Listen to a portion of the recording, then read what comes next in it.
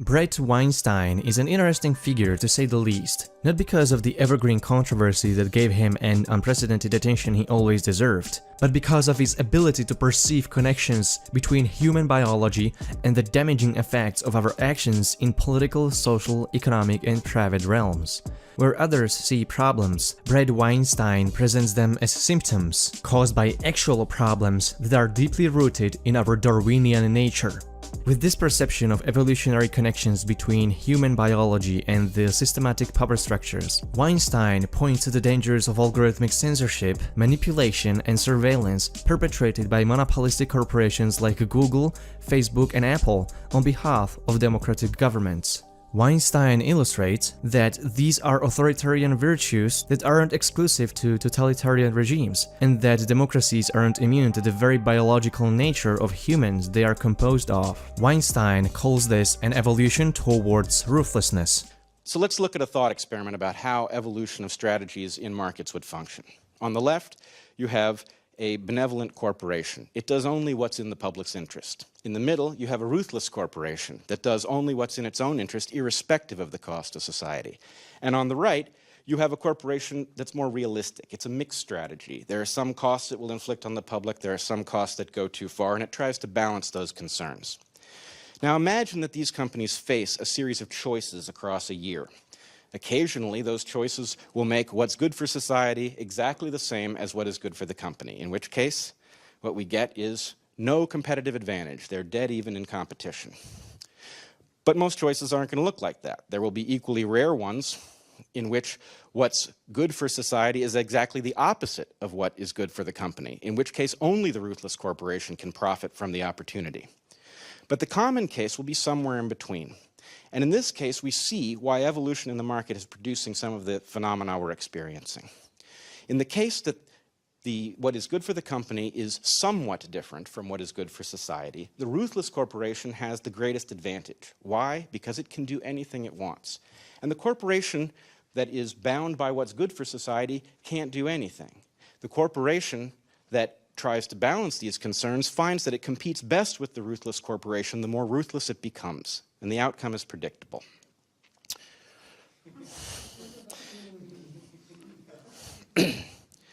In the end, in sectors of our economy where there is not a lot of room for utility-increasing innovations, we see an evolution towards ruthlessness that has predictable consequences. And that has interacted with what I will claim is the central flaw in our system. And when I say system, I mean our global system, with the US at its head. What we have here are feedback loops that interact. Wealth that is made in the market is capable of increasing one's power over regulation. Power over regulation allows increased opportunity to make money in the market. This is a positive feedback loop. That should scare any engineer or biologist, because positive feedback loops that are not bounded by some negative feedback force are unstable. They detonate, they explode. In our case, this feedback loop has re-engineered our system cryptically and turned it into an engine for the concentration of wealth and power. And it has installed amongst an unelected group of very powerful and wealthy people effective veto power over any attempt to change from the status quo. We can take this concept to understand how the government has built a massive surveillance state by relying on the emergence of monopolistic megacorporations that homogenize and centralize the nationwide network to make it more susceptible to surveillance attacks. You could have hundreds of Unix-like distributions built into computer devices by default, essentially erasing all single points of failure. Or you could enable a Microsoft and Apple duopoly in the desktop systems, and Google and Apple duopoly in mobile operating systems, and make secret surveillance cooperation arrangements with each of them. It's only natural for a multi-billion-dollar spying agency with secret budget to seek a system that enhances their power structure. A diverse cyber system would be much more secure and resilient to attacks, and would render the existence of the NSA too costly and redundant. And thus, just like any other government agency competing for public resources, directly benefits from pushing for a discourse that makes building a system that needs their existence possible. On September 1st, 2017, Jordan Peterson and Bret Weinstein sat down with Joe Rogan to discuss their perspectives on personal motives behind Adolf Hitler's authoritarian ruthlessness. This debate took many interesting turns. One of them in particular was Weinstein's short hint at the dangers of corporate manipulation of social discourse and algorithmic censorship of behemoths like Google. That, we've heard this many times recently about the Trump administration, about if he's impeached, that there will be some sort of a civil war. I believe Roger Stone said that. Like, this thought is so terrifying that we literally cannot do anything to stop some sort of physical confrontation with weapons if we disagree ideologically, that it's going to happen. Well, first of all, there's a lot we can do. And Sure. in fact, one of the other things about the evolutionary toolkit is that I believe we have exactly the tools for navigating this puzzle. They're built into us also, in addition to this latent program. But we are now in a very dangerous situation because, for example, if Google and other of these online Goliaths start deploying algorithms that decide what we get to talk about and see, then we cannot use the very tools that are necessary in order to escape and avoid something like civil war. Notice how this was Weinstein's direct answer to Joe Rogan's concern that it seems impossible to avoid a nationwide armed conflict between opposing factions in the US. I wish Weinstein could have continued to elaborate on this concept, because it could have explained much darker and more serious issues that could actually threaten the existence of democracy in the Western world. Unfortunately, this was only a brief mention of a much larger concept that Weinstein didn't return to for the rest of the debate to stay more focused on other issues they were discussing at the time. But the issue of concentration of control over the internet by tech monopolies is much more central than many people see. Many people just focus on the free speech aspect of this, but in Weinstein's logic, censorship is only a symptom. The real problem is the surveillance economy built by corporate monopolies abusing our trust in their products. The reason why privacy is the more severe issue is that the level of censorship we are dealing with in our time seems to have an intentional direction, which wouldn't be possible without the architects of this censorship having bottomless access to the pool of data exposing how everybody develops their thoughts in private, where users trust companies wouldn't use this private information against them. In another podcast, Weinstein had a chance to return to and expand on his idea a little bit further, that this centralized manipulation of social and political discourse is only possible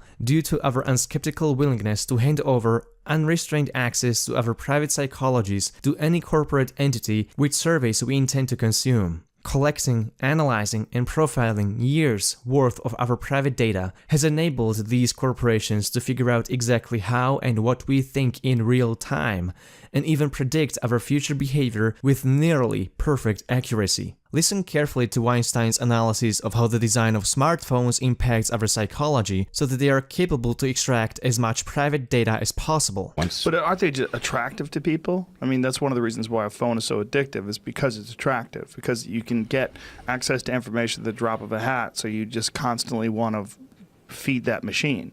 You constantly want to what can I do? Can I play a game on it? Ooh, can I take a picture of myself? Ooh, can I give myself a dog nose? Ooh. Right. But imagine, it's amazing to me that it's even hard to do this thought experiment, but put yourself in your own mind 15 years ago and present yourself the deal that the phone represents.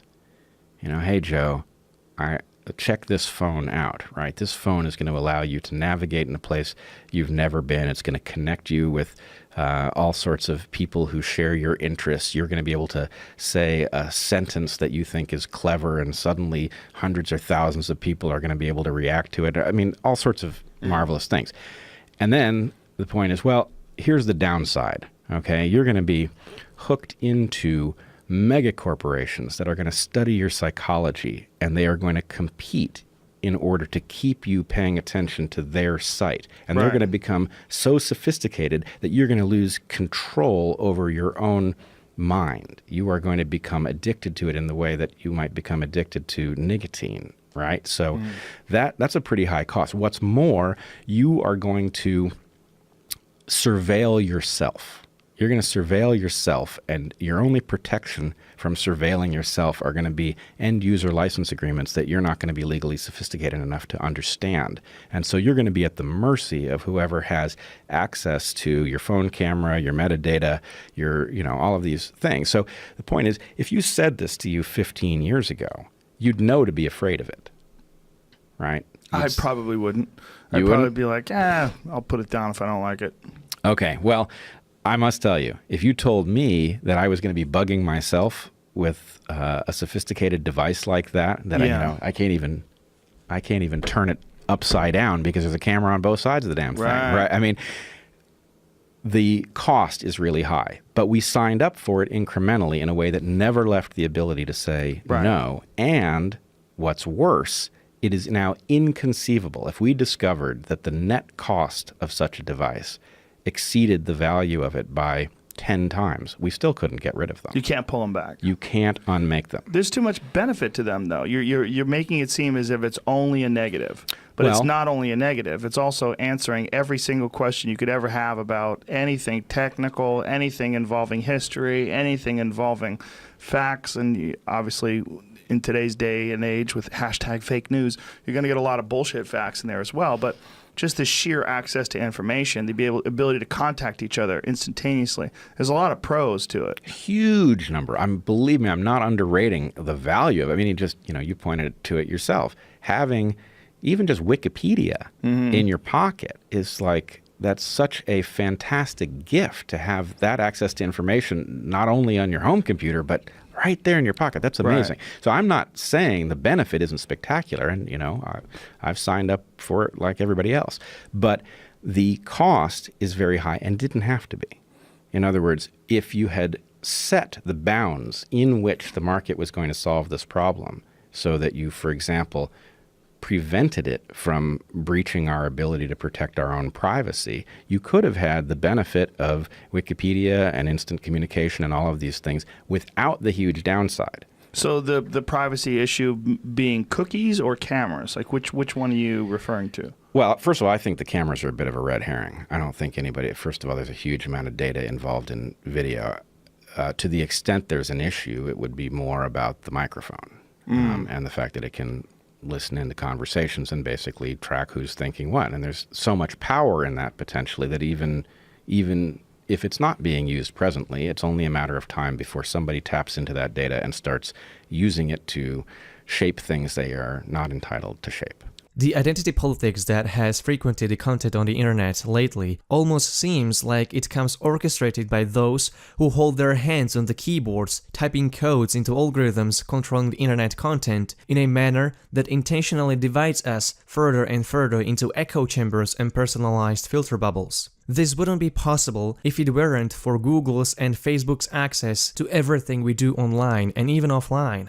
Censorship and manipulation would never be this effective if they didn't have unrestrained access to study our psychologies. Maybe it could give you a pause to reconsider whether the ever-expanding divide between political tribes in the US and the West in general is nothing but the result of years-long manipulation of your social news feeds. Many people think they can't be manipulated just based on the fact that someone is constantly looking at and analyzing their private lives. But this couldn't be further from the truth. There were multiple studies researching how manipulation of Facebook news feeds affects people's emotions, where they successfully managed to trigger positive or negative emotions purely based on how Facebook decided to filter the content they were exposed to. You are human, just like anyone else, and you react to what you see. If this weren't true, Google wouldn't make over 90% of its billions in annual revenue from advertising. Facebook wouldn't become the most attractive platform for advertisers if the data from your browsing history, instant messaging, and other online activities Facebook collects weren't valuable. If your digital privacy couldn't be monetized, Amazon wouldn't sacrifice all revenue they could make from sales of their devices in order to make so much more from your private data. Our approach is premium products at non-premium prices. So we sell the hardware at break even, so we don't try to make any money when we sell this hardware. And we hope to make money when people use the devices, not when they buy the devices. Here, you have it confirmed. There is an evolutionary link that explains why privacy matters.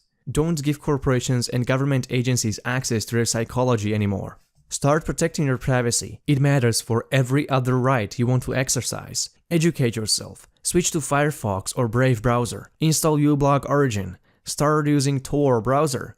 Be anonymous. Switch to Signal for instant messaging. Use DuckDuckGo or StartPage as your default search engine. Sign up for ProtonMail or Tutanota. I have plenty of tutorials on my channel, so feel free to use them to the full extent. You can't have freedom of speech without a private realm where you can uninterruptedly develop your speech without judgment. In the days of algorithms deciding what you can see and say, and AI power concentrated within a few tech monopolies, censorship happens way before you even express your speech. It happens by profiling your psychological processes in private so that they can easily manipulate your expression you make in public.